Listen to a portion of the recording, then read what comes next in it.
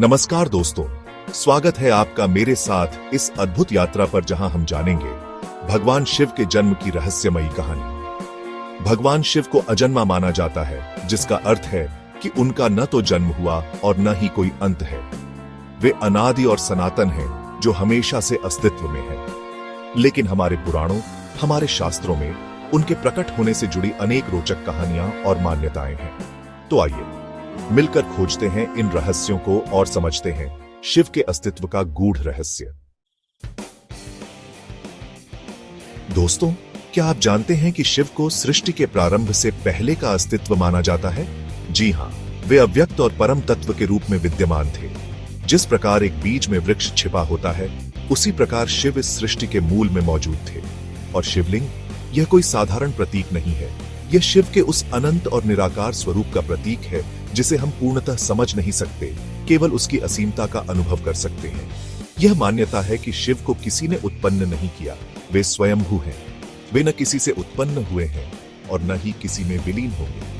यह है शिव का स्वाभाविक अस्तित्व। एक बार ब्रह्मा जी और भगवान विष्णु के बीच श्रेष्ठता को लेकर विवाद छिड़ गया। तभी एक दिव्य ज्योति प्रकट हुई, एक अग्नि स्तंभ जिसकी न कोई शुरुआत थी न कोई अंत।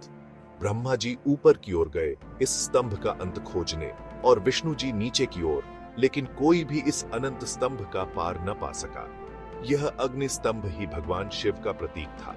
इसे लिंगोद्भव कहते हैं, जहां से शिव प्रकट हुए।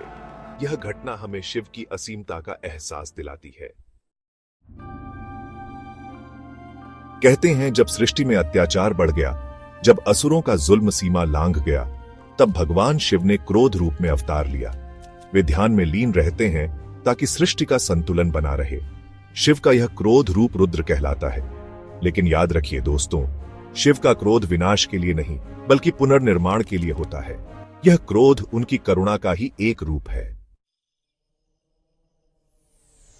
चैप्टर 4, शिव पुराण, माता आद्या शक्ति और परम तत्व का मिलन। शिव पुराण में एक अन्य कहानी मिलती है। इसमें भगवान शिव को माता आद्या शक्ति और परम तत्व से जोड़ा गया है। आद्या शक्ति, जो स्वयं शक्ति का स्वरूप है, उन्होंने सृष्टि के लिए शिव को अपने पति के रूप में चुना। यह कहानी हमें बताती है कि शिव केवल पुरुष नहीं है, बल्कि पुरुष और प्रकृति का मिलन है। यह मिलन ही सृष्टि का आधार है। चैप्टर 5, ऋग्वेद। रुद्र से शिव तक हमारे वेदों में भी शिव का वर्णन मिलता है। ऋग्वेद में उन्हें रुद्र कहा गया है। रुद्र को प्रकृति और ब्रह्मांड